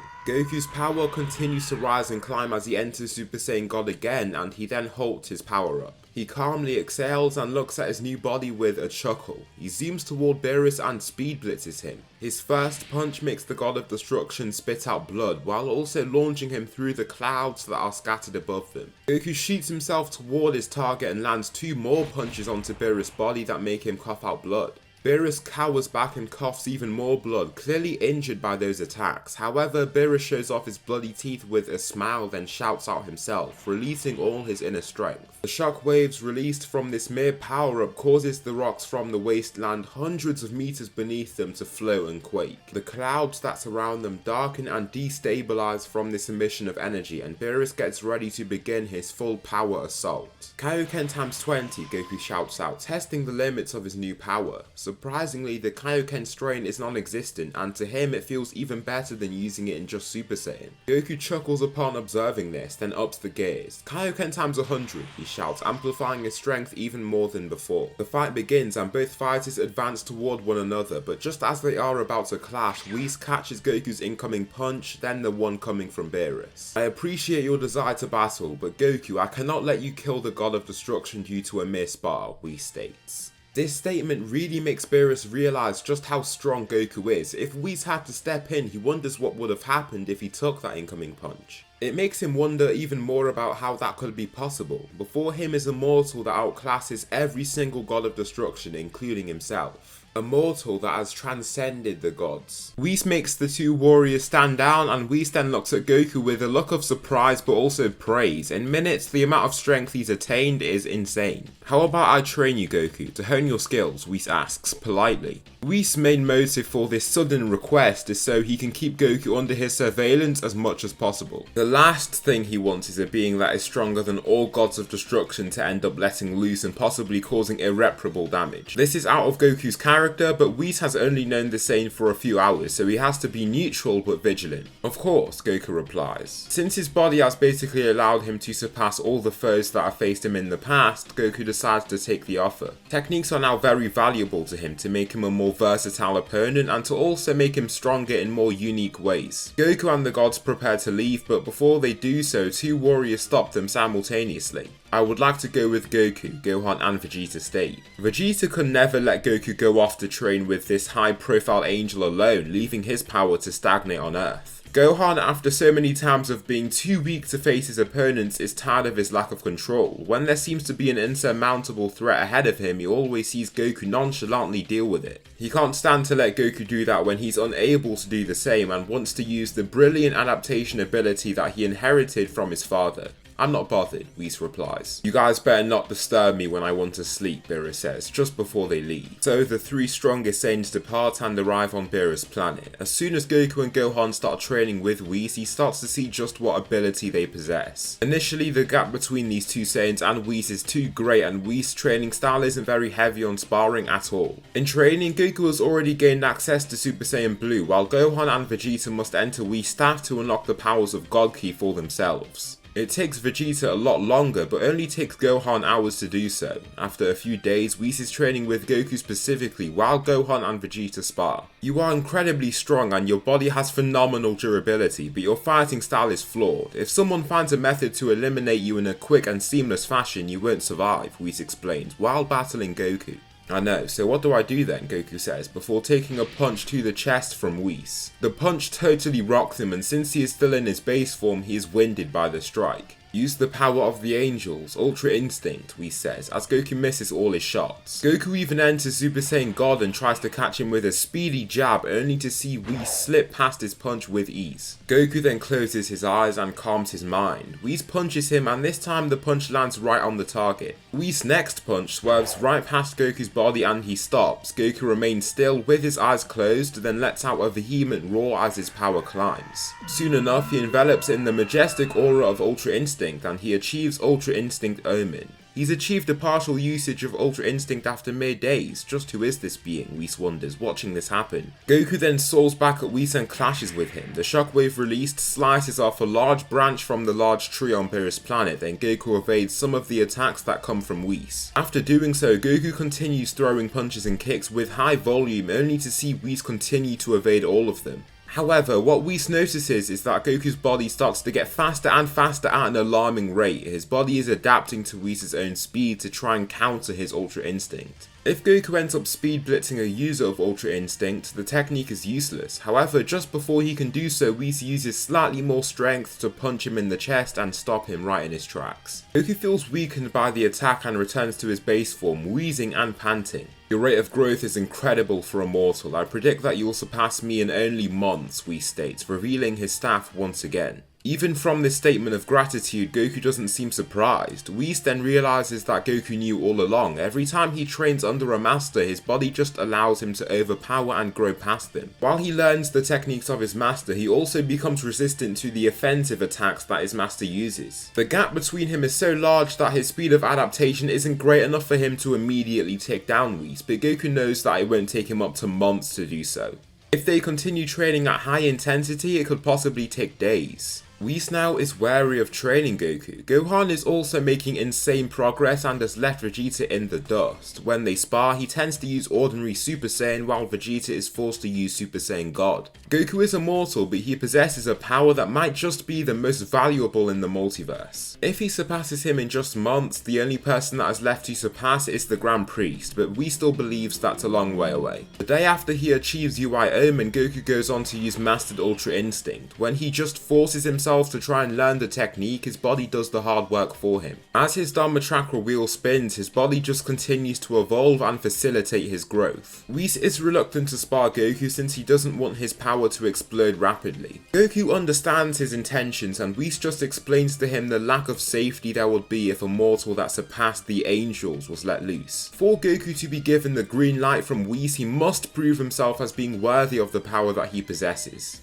After a few good months, Frieza is revived and the time of the Golden Frieza saga has come. On Earth, Frieza arrives with his army and only the humans are there to act as resistance along with Piccolo. However, once the army has been defeated, the fighter that comes to help is Goten. Trunks is instead 2 years younger than Goten in this continuity and isn't strong enough to come and help. However, Goten feels that he is. After training on his own for nearly a year, Goten has gained access to Super Saiyan 3. He has also been given the power of adaptability and his power has exploded as a result. His adaptability is better than Gohan's and his body has become somewhat resistant to strikes due to his sparring with his mother when he was young. His child looks exactly like Goku. You must be his son. Shisami, make quick work of him, Frieza orders. Yes, my lord, Shisami says, cracking his knuckles. He then flies right toward Goten and even though he's a little kid, he punches him as hard as he can. Goten blocks his attack with a single finger, just like he did to that human in the World Martial Arts Tournament in canon. Shisami steps back and feels shocked and also embarrassed that Goten isn't on the floor dead right now. What, are you scared of a mere child? I said exterminate him, Frieza orders. Shisami then just shouts in rage and charges forward, but Goten shoots a ki blast at him as he rashly advances defenselessly. As the smoke from the ki blast fades, there is no one left and he's been taken out in one hit. Without Super Saiyan, this kid is stronger than I thought, Frieza thinks. Tagoma, do what your late comrade cannot, Frieza says. Tagoma then shoots himself ahead and aims to do just that, but Goten evades his incoming punch easily. Goten then steps back and begins transforming. His transformation makes Tagoma remain still and the energy that he releases is vast. Waves of air and ki are released from his body and he reaches Super Saiyan, quickly ascending into Super Saiyan 2. However, he pushes further and with a final roar, he enters Super Saiyan 3. His transformation is utterly blinding and Tagoma is frozen in fear as he sees this happen. If the kid managed to take out Shisami in one shot before he did this weird transformation, he wonders how strong he'll be now. Goten darts forward and taps the fighter in his neck, somehow killing him. His body lifelessly drops and Goten then sets his eyes on Frieza. So, you're the emperor that dad always used to talk about. He said that you were dead, Goten says. I was, but now I'm back and way stronger than before. Prepare to die, young one, Frieza says, flying out of his pod toward Goten. Goten blocks the first attack and doesn't move from it at all. Frieza continues with even more strikes, but Goten takes them all and seems to be getting better at doing such as time passes. Just like his father, Frieza thinks, before stepping back. Frieza transforms himself, entering his final form, then waggles his tail as he feels his true power once again. Frieza shoots himself forward with immense speed. Goten leaps into the air at the last second and dodges the incoming punch. Frieza ends up forming a crater in the ground and with his fist wedged in the ground, Gohan descends to land 2 controlled punches onto his body. Both of his attacks don't move the Tyrant, and Goten follows through with a full power kick to possibly cause some damage, however nothing happens at all. Frieza then laughs and maniacally shoots death beams into Goten's body. After 3 of them fully pierce his body, he retreats at full speed so he isn't killed by those deadly attacks. Goten ends up crashing through the ground and rolls numerous times before coming to a slowed stop. Those beams hurt so much, Goten says, holding the wounds in his body. However, as he looks at such holes, they seal up and the pain starts to fade in seconds. Frieza steps out of the newly formed crater, then walks toward Goten in an intimidating manner. As he continues walking forward though, Goten stands and charges up his ki. After being unable to hurt Frieza, his power level is rising, and it's doing so at an alarming rate. Frieza stops upon seeing this and almost can't believe it. Goten zooms forward once again and this time speed blitzes Frieza. He lands a straight punch to his stomach that makes him cough out spit and blood while also falling back. "You pest," Frieza says under his breath, before coughing even more blood. Just as Goten lands this attack, Gohan appears ahead of him using instant transmission. "Gohan," Goten happily says, returning to his base form. "So you did this all by yourself? You took down a seemingly much stronger Frieza. I commend you, Goten. You've come a long way," Gohan states. "Thank you," Goten nervously says, while scratching the back of his head. "Get out of this place and go home. Mother must be worried sick." Goten then promptly flies off once he says this. Goku and Vegeta aren't even here to take the threat down. Gohan wants to get some special revenge on Frieza for his death in the past. "Is this really your full power? Did you think you could defeat Goku with this weak power of yours?" Gohan asks, making Frieza chuckle before coughing even more blood. "Do not rashly believe that this is the extent to my power. You'll be the first to witness this power, and it will be the last thing you ever witness," Frieza exclaims, beginning his power up. His power skyrockets and Gohan starts to look a little more cautious as he feels it. Soon enough, Frieza enters his golden state and stands in a regal position. "I present to you Golden Frieza." "I can see that," Gohan replies. Frieza just scoffs before zooming at him. Gohan closes his eyes and exhales calmly as this happens. Frieza takes a wild swing at his body only to see Gohan evade it with ease. He continues with punches and kicks and Gohan seems to be evading every single one of them like he isn't even thinking. The main thing that annoys Frieza even more is that the young Saiyan has his eyes closed as he does this. On top of that, he's still in his base form. Gohan comes to a sudden halt and Frieza does the same. He almost can't believe what is happening and is too furious to even accept his inferiority as truth. He shouts and throws another telegraphed punch, but Gohan catches it. As he does so, his new aura envelops his body and he begins using the power of Ultra Instinct Omen. Frieza tries to release his fist, but he just can't. He can't even move any part of his hand. With his other hand, he repeatedly punches Gohan's body only to see that nothing happens each time. His attacks do nothing, but he just keeps attacking, unable to accept defeat.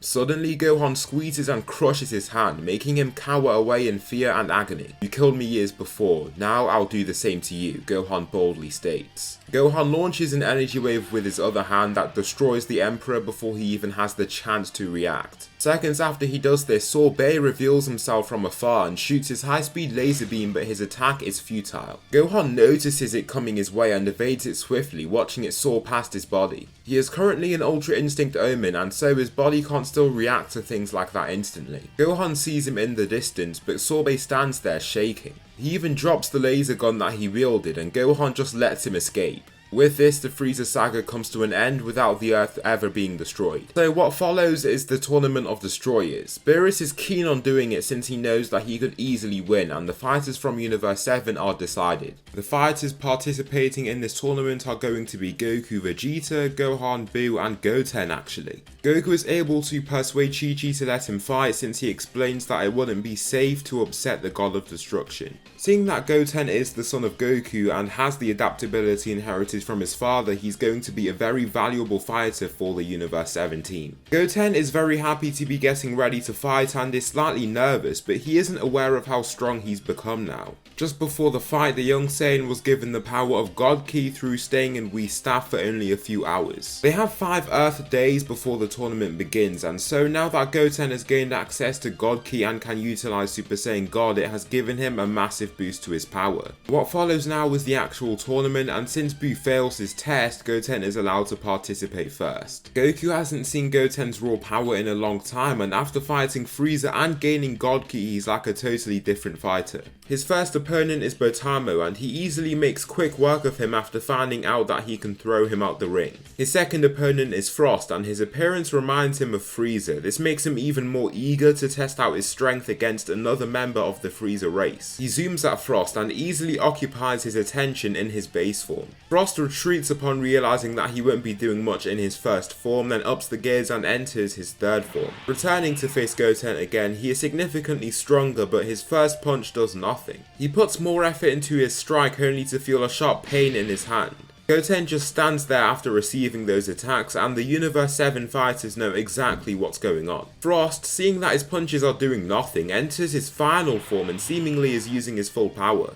Frost advances again, and with a shout of anger to fuel his strength, he throws another punch only to see Gohan not move from his punch once again. "Now I'll have a shot," Goten says, entering his Super Saiyan 3 form. Goten really doesn't even need to enter this state, he's basically just showing off to his father that he can use the form. Goten soars right at Frost, and the frightened warrior uses his poison to blindly throw a punch. Just before Goten can reach him, he is hit with such poison and stops in his tracks, feeling weak. Frost then lands another blow, this time to his face, but he then sees that his body doesn't move. Instead, he grabs his body, then sees that he can move him around. Goten reverts to his base form, then he hurls him out the ring, eliminating him. The Universe 7 fighters, including Beerus, literally stand up after seeing this. Goten is stronger than Goku was in the canon timeline, from just a year's training basically. He doesn't have forms like Super Saiyan Blue or Super Saiyan Blue Kaioken, but he still should have made quick work of Frost. Goten seems completely fine now that he returns to the ring. He lost due to pressure and the poison's immediate effects, but his adaptation has already advanced to make him totally immune to such poison. "I'll see what's up with this fighter," Goku states, heading for the ring. Goku faces off against Frost, who still seems confident. Frost races at Goku, and he already knows there's something up about him. He evades his first punch and taps him to launch him off the ring. Just as he places his palm on his chest, he nearly destroys the entire arena, and the other gods look very surprised. "Oh wow, I guess I hit him a little too hard," Goku realizes, chuckling to himself. The Universe 6 fighters stand from surprise, and Champa almost can't believe what he's just seen. He knew how strong Frost's race was and thought he would at least make it quite far before he was eliminated, but he was taken out by this Saiyan with a single strike. He looks to Beerus in his deep contemplation and just sees a smile on his face. The following fighter that is up against Goku is Ultimagetta. Even though he possesses exceptional durability, he is taken out in a single hit, just like Frost. Goku is levels above the God of Destruction at this point, so these fighters pose no threat to him. The following fight is quite a bit more interesting, and I feel like Vegeta still has the desire to meet the Universe 6 Saiyans. Therefore, he is left to fight him and still manages to get him to turn Super Saiyan as he did in canon, but then he is eliminated by Hit in the same manner as he was in canon. He is stronger in this series, but I don't think he'd be strong enough to take down Hit due to his time skip abilities. Goku is placed right back into the battle once this happens, and he seems more intrigued by the battle since he has never seen anything like time skip before. He races toward Hit in his base form and throws a punch only to see Hit now by his side. Even though he does this, Goku manages to use Ultra Instinct in his base form and evades the attack easily. Hit is dumbfounded by his showing of speed since he basically has never seen this before. He continues with these time skip attacks of his, but they are all futile. Goku not only is resistant to the strikes if they were to land, but his Ultra Instinct means that he basically can't be hit in the first place. Hit, frustrated, powers up and begins using his full power. Champa is currently biting his finger as he sees this happen because this is the strongest being he has in his universe. If Hit can't somehow perform exceptionally here, they're toast. He races at Goku, then begins advancing toward him from another direction. Goku's body still evades it from the other senses he has to detect the attack, and Hit's frustration only rises. Once Hit charges at Goku from ahead of him, tired of his strategies failing, he receives a punch straight to his gut. The punch sounds like an explosion and also destroys the newly formed arena once again, nearly killing Hit. Whis watches this fight with caution because it seems that Goku doesn't have the control over his power that he would like him to have. It's clear that the Saiyan has to remain under his surveillance for the short time that remains where Goku is weaker than him. The sky really is the limit with Usain, isn't it? Whis thinks, chuckling to himself. So the Tournament of Destroyers is over and the fighters return to training under Whis. Goku has basically not been able to spar anyone and is perfecting the use of Ultra Instinct and his fighting techniques on his own. He is well on his way to surpassing Whis, and at full power his hits can hurt the Angel if he is taken off guard. It'll only be a spar before he surpasses the Angel, and as he is meditating, future Trunks arrives on Earth once again. This time his wounds are grave and he's covered in blood from himself and Mai. Goten, who is back on Earth, manages to heal Trunks by fetching a senzu bean, but then once Goku arrives on the planet once again, he leaps at him. He doesn't punch him but instead grabs his shirt and attempts to push him around. He grits his teeth with serious force and Goku can see the pure rage in his eyes but is totally confused. "Are you okay, Trunks?" he asks, with his arms up. Then the group start to converse and they talk about what happened in his timeline. Goku Black, he's killed all the gods and has nearly massacred all life in the surrounding area to Earth. He toys with me because he knows that he could kill me and everyone that I loved, but he kept me alive for the fun of it. Trunks can't help but clench his fist until it intensely vibrates. "Goku Black, like me?" Goku asks. Upon hearing this, Beerus and Whis look very concerned themselves. "Did you say this being was Goku?" Beerus asks. Trunks is taken aback by his sudden concern since these gods seemed quite nonchalant just seconds prior. "Yes, well, it isn't his mind. I think another person took over or reanimated his body in some way. He's way eviler than I ever remembered Goku being," Trunks states. "I'd like to meet this being. I'll fight him," Goku states. Whis steps ahead of him and places his staff in front of him to stop him. "No, you shouldn't," Whis explains. "I'm the only person that can take him down. I can fight fire with fire, Whis," Goku pleads. Whis contemplates it and he knows that he's right. If Whis fights him, he'll just adapt to his speed and become overwhelmingly powerful. This even makes him think of summoning the Grand Priest because this threat is so unbelievably dangerous. Initially, he chooses not to do so, but he knows that Beerus and Whis absolutely must be there. After he explains what has taken place, they decide that they need to erase the current Zamasu. Beerus and Whis head there to do what they need to do, and Beerus uses his Hakai before Zamasu can do anything to Gowasu or become Goku Black. Next, they decide to head to the future timeline and Goku arrives. "I sent him, he's very strong, I can tell you that," Goku says, looking off in the direction of Goku Black. In seconds, the dark figure shows himself in the skies before slowly closing in on the group of warriors. Vegeta can't help but feel scared. This being could be as strong as Goku, and even if he hates to admit it, he cannot contest with the Saiyan's power. "He really is as strong as father," Gohan says, looking up into the sky. Goku ascends to face the warrior and just takes the time to assess him. "You really did take my body," he states with a chuckle. Goku Black doesn't even reply and rushes in to attack him. Goku easily evades his incoming attack before throwing a punch into his gut. The shockwave destroys numerous buildings below them and causes the spectating Saiyans to brace for the shockwave's impact. Goku Black smirks upon taking this attack. Since his body is resistant to those strikes, he throws a punch at Goku's face, but he evades the attack once again with the use of Ultra Instinct. The two warriors exchange blows for a time, but it does nothing to either of them. However, Goku is surprised that Goku Black is willing to stay in just his base form. "Why not transform? You're not even using Ultra Instinct," Goku states. "I don't need to use any mortal transformation to defeat you all," Goku Black roars, throwing a wild swing that Goku evades. "But you had to use the body of one to do your bidding. You couldn't have destroyed all mortals without a mortal's power," Goku says back. Goku then shuts his eyes and as he opens them, he enters the graceful, majestic form of Super Saiyan God. His fiery aura roars around his body and the red, orange and gold energy mix around beautifully. He races back toward Goku Black and throws a punch that he simply cannot take. This punch of his makes him almost cough out blood before he is sent flying through various buildings. Goku races after him in flight and throws various punches that beat down Goku Black even further. In his advance, Goku ascends into Super Saiyan Blue, then stacks on Kaioken to his form. "Kaioken times 100, he shouts, erupting in a massive blue aura encased in a roaring red aura from his Kaioken.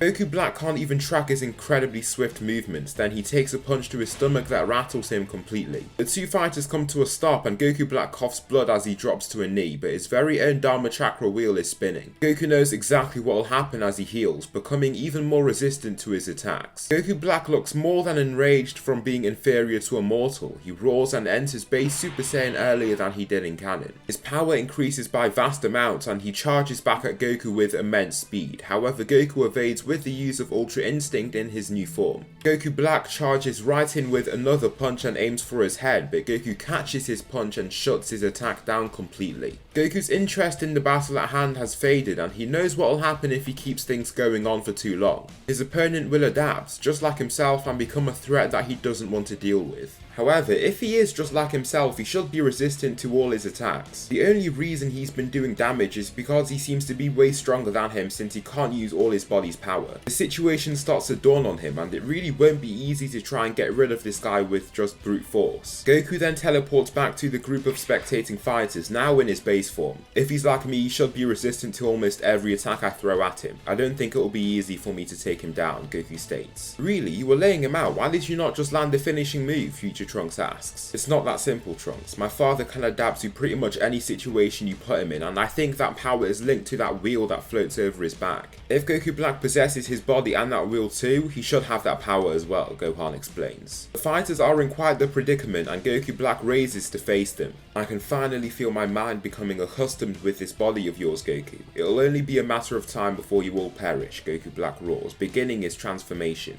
Soon enough, his roar sounds demonic and beast-like, which reminds Goku of his first Ultra Instinct transformation. Seconds later, the Pseudo Saiyan enters Ultra Instinct Omen, which prompts Goku to do the same. Retreat now, he calls out to his comrades, before blocking a punch from Goku Black. Just the shockwave from this punch forces the other fighters away, then Goku tries to throw a swift, flick-like jab only to see Goku Black's body evade it also. As the two fighters exchange these blows, they only grow stronger. Their bodies adapt to each other's Ultra Instinct to make their attacks not only faster but more forceful. Their power level should be skyrocketing. Goku is using Goku Black to make himself stronger, but he's doing the same to him, Vegeta realizes, watching the fight continue. Goku, upon continuing this battle, realizes that he won't be doing much against Goku Black like this. In order to defeat him, they need to find a loophole to his power or a unique, fast-acting method to eliminate him. Goku arrives back around the other fighters with his power heavily suppressed. "You must leave now, I need to find a way to kill him in the present," Goku states. "Fine, Mai and I will stay. I have a hiding place that we can stay in," Trunks explains. The present timeline Saiyans eventually depart, and then Trunks and Mai have a place to hide in so that they aren't targeted by Goku Black. Goku Black examines his surroundings restlessly in Ultra Instinct Omen, but he can't find a single person. "There's mortals," he says to himself with contempt. Goku returns to the present timeline and they meet up with Beerus and Whis shortly after. "So what happened?" Beerus asks. Nothing at all. Goku Black is too strong for me to just defeat," Goku says. Beerus then hisses like a cat in annoyance from hearing this statement. "Beerus, I need you to teach me Hakai," Goku replies. During this time, the other Saiyans can do nothing but wait patiently for Goku to find something to do in this situation. They are simply too weak and there isn't much that they can do at this point. Goku and Beerus enter the hyperbolic time chamber immediately and begin training. Goku goes through the motions very quickly as usual and learns the Hakai in mere days. He learns it in slightly less time than Ultra Instinct and spends more time mastering the attack. Goku doesn't really spend time learning the whole mentality behind destruction because he doesn't exactly want to. What he needs is a quick, deadly attack to take out Goku Black, and after learning the attack and pushing his body to the limits, he thinks he's ready. The Saiyans are ready to depart and they can tell that Goku is stronger just from his demeanor. "I think Goku might be stronger than me now, Beerus," Whis states. This makes Beerus incredibly surprised. A morsel surpassing an angel has never happened before in the histories of every universe that exists and has ever existed. "Really, are you sure you're not just jumping to conclusions?" Beerus asks. "No, the only person left for him to surpass is the Grand Priest. I think this power has been placed in the right hands nonetheless. He's a Saiyan, but he's of pure heart. He tries his best to save others even when there's nothing in it for himself. We should be lucky it was Goku and not someone like Frieza," Whis says, making Beerus chuckle from his last statement. "Sure," Beerus replies, watching the Saiyans depart for the future. Goku arrives back in the past timeline and teleports out of the time machine before it even opens. "So, you've returned?" Goku Black asks, facing him. "Yes, I've returned to defeat you. You have my powers, but you've overestimated its power. If a unique attack is quick enough to kill me, I lose," Goku explains. "Why reveal such a thing? You've just given yourself a death wish," Goku Black shouts, charging forward to try and stab his key scythe into his chest. From his sheer speed and power, he does stab into Goku's chest, making him snarl in pain, but nothing else happens. Goku Black slowly removes his glowing palm to see the wound seal up right away. "I've been stabbed like that on numerous occasions. My body won't die from that attack any longer. You shouldn't die from that either," Goku says, making Goku Black arrogantly smile. "However, I've never been hit with this attack before, and you haven't either. This attack kills immediately," Goku says, raising his palm. He enters his mastered Ultra Instinct form and Goku Black reflexively cowers away upon feeling the power from this form. His transformation causes adverse weather conditions around him due to the sheer amount of energy coming from him. Lightning strikes down all around them and destroys buildings. Harsh gusts of wind blow over their bodies and a purple ball of energy grows in his palm. Hakai, he roars as his eyes glow purple. The blast is hurled toward Goku Black and he rashly catches the ball, only to see it shred through his arms. It doesn't feel painful, but his arms just disappear basically. The ball lands on his chest and a large explosion is given off. Once the white light dies down, nothing is left of Goku Black, not even his clothing. Future Trunks cannot thank Goku enough for his achievement, and as Zamasu reveals himself, Goku is able to make quick work of him and erase him with the use of Hakai once again. The present day Saiyans return to their timeline and Future Trunks waves them off, happy to stay in his own timeline. There are no threats left and now they can work to build the world up with its survivors once again. In a totally different realm, Whis kneels before the Grand Priest and Zeno along with Beerus. For what reason did you summon me, father? Whis asks, looking down. A mortal within your universe now possesses extraordinary power. You have played a good role in vetting him along his growth, but Zeno would like to meet him at this instant. If he is deemed as a threat, Zeno will be obligated to erase him, the Grand Priest states. Whis looks incredibly nervous because there aren't many reasons you could give to say that Goku isn't a threat at this point. Yes, father, he states, before Whis and Beerus then depart to make their way back to Universe 7. Now, the next arc is the Tournament of Power arc. Goku manages to meet Zeno, and from his power, Zeno's guard seems slightly more on edge than usual. Angels are bound by their moral code, but mortals are only bound by their own creed. Zeno sees no use in doing the Tournament of Power since Goku would just wipe the floor with pretty much everybody that he tries to fight. He is above literal angels and no other mortal has managed to surpass Beerus in power. Therefore, all Zeno asks for is a battle with Goku. A battle between an angel and Goku to see who comes out on top. Whis is up for the challenge and swivels his staff as he opposes Goku. You know what to do, Goku, just like we've done in the past, Whis states, aiming his staff at him. Of course, Goku states, making his own stance. He begins in his base form and charges off at Whis, throwing a punch that he seamlessly evades. He then wallops Goku in his gut with his staff, only to see him not react in the slightest. Goku has almost adapted to fight like a bull that endures any damage inflicted. The attack barely felt like anything worth thinking twice about for him. Goku wasn't going to hit Whis in just his base form, and he then enters his mastered Ultra Instinct form. Whis is taken aback by the power he possesses. It seems akin to a god, and Zeno can't take his eyes off him. Upon feeling this, Goku feels the need to go further. He wonders if he could stack Kaioken onto this form of his. Only one way to find out, he thinks, before roaring. Kaioken times 10, he declares, becoming cloaked in an intense red aura.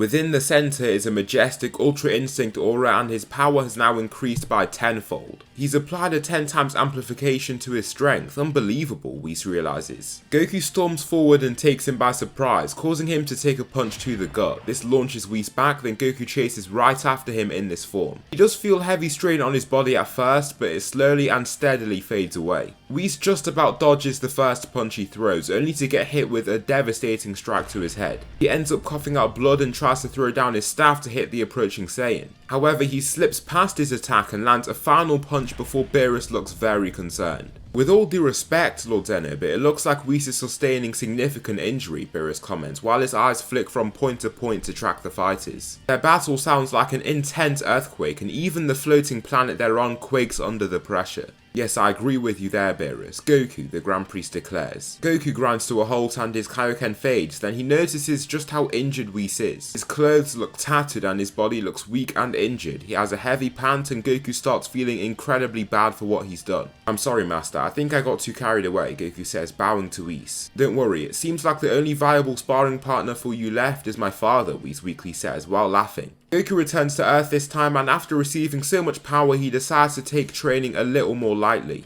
During this time, Goten is given the green light by Chi-Chi after enough pressure from Goku to train under Whis and Beerus. The youngling is quite weak to begin with and can't even spar Vegeta, but he soon reaches his level in a very short period of time. He gains Super Saiyan Blue quite quickly and begins mastering the form with insane pace. In mere months, the young boy gains access to the power of Ultra Instinct Omen. Whis cannot believe that a mere child has managed to use a technique that takes gods of destruction insanely long periods of time to attain. For the next arc that comes along, Goku doesn't seem too interested in the power of Broly. The fighters that resist him are instead Gohan, Goten and Vegeta. You two won't be needed, I'll dismantle this fighter myself, Vegeta declares, making his stance. Vegeta is immensely stronger in this timeline after sparring a much more active Beerus and people like Goten and Gohan. Once Goten reached his strength, it was some great practice for him to spar him. Even now, Vegeta can still spar Goten if he uses his base form while he uses Super Saiyan Blue evolution. Broly screams and mindlessly zooms at him, clashing with him. The start of their bout goes pretty similar and Broly's power only continues to climb. Is he adapting like us? Goten asks while watching.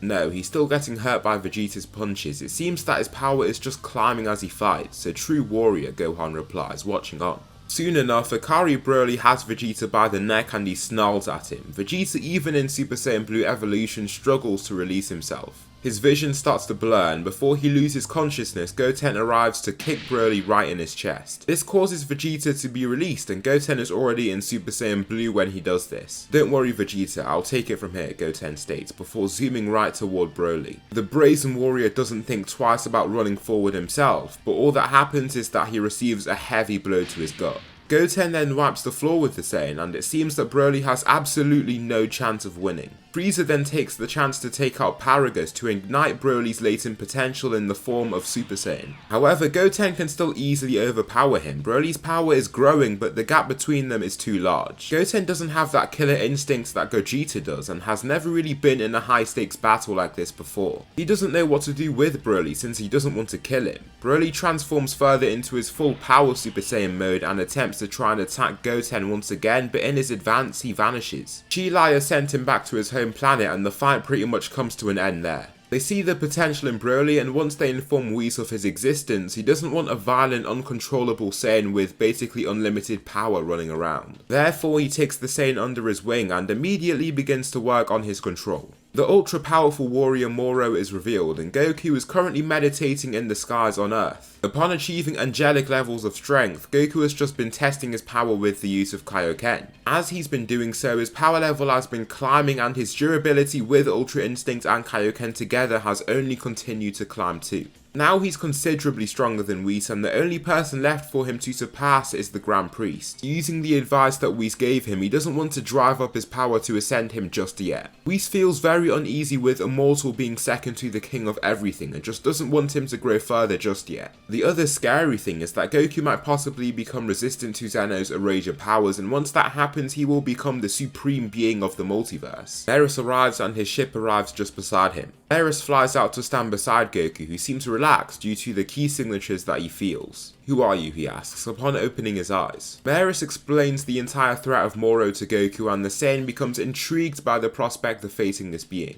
Goku heads to planet Namek where he finds the being that is Moro. Upon arriving, Goku can feel the dying souls within him even more strongly now. It's almost unnerving, but it makes him feel more interested in the foe he's about to face. Moro races toward Goku and throws a punch to his body to see him not move at all. Following this, he steps back then begins using the planet to hurl waves of energy at him forcefully. Goku once again stands in the energy waves and once he is revealed once again, he has no injuries whatsoever. Goku then theorizes something after thinking of his power. If he contains souls, surely his Force Spirit Fission should work like it worked with Cell when Krillin used it. Moro charges at him again, annoyed that his attacks have done nothing, but as he advances, Goku just unleashes a wave of blows onto his body.